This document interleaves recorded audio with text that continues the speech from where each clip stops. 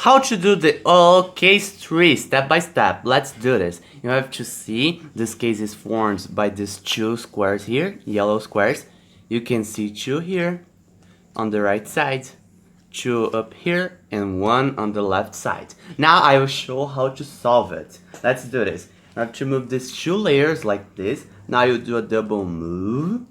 You move here one time. Now you want to do one time. You do again this upper move.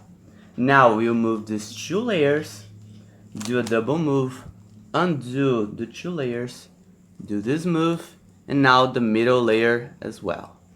Now I will show it a little bit faster.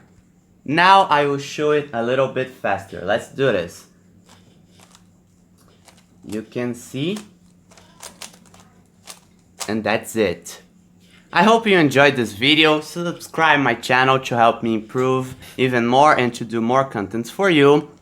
And comment below if you liked and if you want more videos like this. I will wait you for the next contents.